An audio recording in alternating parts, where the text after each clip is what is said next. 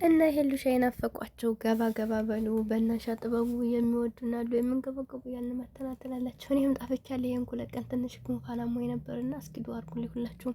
ስደት ላይ በሽታ መጥፎ ነውና እና እንግዲህ እነሱም ጠፍተዋል፣ እኔም ጣፍቻለሁኝ። በቃ እነሱ ከሌሉማ በሌላ ተፍ አልልም ብዬ ትቼዋለሁ ማለት ነው። እና እንዴት ናችሁ? ደህና ናችሁ? አሰላሙ አለይኩም ወራህመቱላሂ ወበረካቱሁ። ድን የተከበራችሁ የቻናል ቤተሰቦች እንዴት ናችሁ? ደህና ናችሁ ወይ? እኔ ያለሁ አልሐምዱሊላህ። ለቻናል አዲስ ከሆናችሁ ላይክ፣ ሼር፣ ሰብስክራይብ እያደረጋችሁ አበረታቱኝ። ከጎን የሆናችሁ ደግሞ ለምታበረታቱኝ ውድ ሀገሬ ልጆች ከልብ ነው የማመሰግነው። እና እንግዲህ ሄሉሻና ያብ ዛሬ ፏ ሸብረቅ ብለው ይመጣሉ በእርግጠኝነት ኢንሻአላህ። እንጠብቃችኋል። እርግጠኛ ነኝ ሁላችሁም በጉጉት እየጠበቃችሁ ነው። እነ ሄሉ ደግሞ ታረቅነ ካሉ በኋላ ብዙ ጊዜ ወዲያው ነው አይመጡም። የሚገርማቸው ነገር አንድ ቀን ሁለት ቀን ያሳልፋሉ። እነዚህ ታረቅነ ካሉ በተለይ በእርግጥ ጥሩ ነው። ታረቅነ ብለው ቢጠፉ ምንም ችግር የለም እነሱ ሰላም ከሆኑ እኛ ብዙ አናስብም። ግን የሰው ላይ የሆነ ጸብ ውስጥ ሆኖ ሲጠፉ ብዙዎቻችን እናስባል። ምን ገጥሟቸው ነው ምን ተፈጥሮ ነው ብለን ስለምንጨነቅ ያው በጭንቀት ውስጥ ሆነው ባይጠፉ ላለው የሰው ልጆችን። እነሱ ግን ያው ታርቀናል ብለው በዛ ነገሮች ተስተካክለው ነበር። ይቅርታ ተጠያይቀው ምናምን ማለት ነው። እና ኢንሻአላህ በሰላም በፍቅር ይመጣሉ። ጊዜያቸውን ለራሳቸው እያሳለፉ ነው። ለራሳቸው ፏሻ ብርቅ ብለው ካሳለፉ በኋላ እንግዲህ እኛ ጋር ጥሩ ነገር ይመጣሉ። እርግጠኛ ነኝ ዛሬ በመጥፎ ነገር እንደማይመጡ ወይም ደግሞ ተጣልጦ ወይ ተቀያይመው እንደማይመጡ ተስፋ አደርጋለሁ ማለት ነው። እና ሁላችሁም እንግዲህ በጉጉት እየጠበቃችሁ ይመስለኛል። ያው ፎቶ አለቀቁልንም፣ ግን ደግሞ እንመጣል ብለው ፎቶ ለቀቁ ቢሆን ሁሉም ሰው ይረጋጋል ትላላችሁ። እንደነገርኳቸው ያው በሰላም ስለሆነ ሁላችሁም አታስቡም። ብቻ ግን ስለ መቅረታቸው ትንሽ ሊደብረን ይችላል ማለት ነው። እና ሄሉ ራሱ የቡታጅራዋ ጠፋች እኮ 3 ሳምንት በላይ አልፏታል። ፍቅር ደግሞ ያው ተጣላሁኝ ምናምን ብላለች እንግዲህ ከአሌክስ ጋር። አሌክስም ደግሞ ምክንያት እየፈለገኝ ነው ከኔ ለመለየት እና ስለዚህ እኔም ካሁን በኋላ እሷ ጋር አልመጣም ብሏል። እና ለምን እንደው አላውቅም፣ እንደው ዩቲዩበሮች በቃ ይገናኛሉ ይለያያሉ። ሱብሃንአላህ አንዳንድ ጊዜ በስራ ተገናኝተው አንደኛ አሁን ላይ ቤት በአንድ ላይ መኖር አልጀመሩ። ሁላቸውም ሰው በየቤቱ ሆኖ መኗኗር ካቃተን እኮ አብሮ ለመኖር ምን ያክል ሰው ጋር ይከብደናል ብላችሁ ታስባላችሁ? ነው ብዙ ጊዜ ከሰው ጋር ባለን ግንኙነት መወሻሸት ባይኖር ብዬ አስባለሁ። እንዲሁም ደግሞ የሰው ልጅ ስትቀርቡት በግልጽ ቅረቡት። ሰዎችን የሚያጣላው እንግዲህ አንዳንድ ጊዜ በመሀል ውሸት ሲፈጠር ያልሆነ ነገር ተናግረን ወደ ህይወታችንም ሆነ በጓደኝነትም ቢሆን የሆነ ያልሆነ ነገር ተናግረን ሰዎችን ወደ ህይወታችን የምናመጣ ከሆነ ከባድ ነውና በምን ተጣሉ ብላችሁ ታስባላችሁ? ብዙ ሰዎች ይገናኛሉ። ማሻአላህ ደስ ብሎን ሳንጨርስ ደግሞ ተለያዩ። ሰው ሆኖ መጋጨት አይጠፋም ማለት አይደለም። ግን ደግሞ እነሱ የሚገናኙበት ለመጀመሪያ ጊዜ መቼም ፍቅር አይጀምሩም። የስራ ሰው ስለሆኑ የሚገናኙ በእርግጠኝነት ያው በጓደኝነት ነው። ከዛ በመቀጠል ያው በሂደት ነው እንግዲህ ፍቅር የሚጀመረው ብዬ ነው የማስበው። ና ስለዚህ ማንኛውም ሰው ቢሆን የማያሳፍር ማንነት የለንም መቼም ሁላችንም።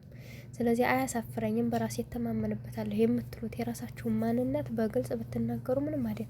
ሰውን ስትቀርቡት ዋሽታችሁ ባትቀርቡት በምንም አይነት ሁኔታ ቢሆን የራሳችሁ ማንነት የራሳችሁ ነው፣ ልትቀይሩትም አትችሉትም። እና እውነተኛ ማንነታችሁን ይዛችሁ ሰዎች ጋር ከቀረባችሁ ጸብ አይመጣም በሂደት። ምክንያቱም ብዙዎቻችን እኔ አሁን ሰው ላይ ስቀርብ በቃ ችግር የለብኝ የሚያሳለፍኩት ታሪክ አለኝ። በቃ እኔ እንደዚህ ነው ብዬ ራሴን እናገራለሁ። ምክንያቱም እኔ አልሐምዱሊላህ ያሳለፍኩት የሚያስጠይፍ ባህሪም የለኝም። ግን ቢሆንም ሰው ባለፈበት ነገር ካለፈው ይማራል እንጂ በዛ ነገር ሊያፍርበት አይገባም። ገብታችኋል? ስለዚህ እናንተ አሁን ያን ሰው ለምንም አይነት ነገር ሆኖ በቃ የእናንተ ማንነት ትክክለኛ ማንነታችሁን ሳታስመስሉ ሳትዋሹ ብታም ይዛችሁ ብትቀርቡት ከዚያ በኋላ በሂደት እናንተ ጋር እንኳን ፍቅር ቢጀምር በኋላ ላይ የተደበቀ ማንነት አይኖራችሁም ማለት ነው። እና የሰው ላይ አጋጣሚ ነው ፍቅር ቢገባው። እኔ ያው ይሄ ነው እያልኳችሁ ሳይሆን ምናልባት እንደዚህ አይነት ነገሮች ያጋጥማሉ። ለእናንተም እንድትጠነቀቁ ነው የምነግራችሁ። እና ብዙ ሰዎች በእንደዚህ አይነት ሰዎችን በስልክ ሊሆን ይችላል፣ በአካል ሊሆን ይችላል፣ ሰው ሊያስተዋውቃችሁ ይችላል። ያንን ሰው ሲያስተዋውቃችሁ ግን እንደነገርኳችሁ ድንገት መኪና ውስጥ ራሱ ሰዎችን ልትተዋወቋቸው ትችላላችሁ። ግን ያነ ትውውቅ ሰፍቶ እስከ መጨረሻው የህይወት አጋር ደረጃ ልትሆኑ ትችላላችሁና ባላችሁ አጋጣሚ ያላችሁን ትክክለኛ የራሳችሁን ማንነት ብታደርጉ የተመረጠ ነው ብዬ አስባለሁ። እንደዛ ካልሆነ ደግሞ ያው መጨረሻችን አያምርም፣ ወይ ደግሞ የምንፈልገውን የወደድነውን ነገር እንድናጣ እንሆናለን። ይሄን ለማለት እወዳለሁ። እኔ ግን የዩቲዩበሮች ነገር አይገባኝም። ሳምንት ወር ጥሩ ሆኑ ስንል ተመልሰው ይጣላሉ። ደግሞ በጣም ተሰባብረው ነው የሚወጡትና አላህ ይጠብቀን እና ሄሉሻ በጥሩ ሁኔታ ይመጣሉ ብዬ ተስፋ አደርጋለሁ። ሁላችንም እናስተውል፣ ለእያንዳንዱ ነገር ማስተዋል ይስጠን፣ እናስተውል። ይህ ነው ለማለት የምወደው። በተረፈ ውድ ሀገሬ ልጆች በያላችሁበት አላህ ይጠብቃችሁ።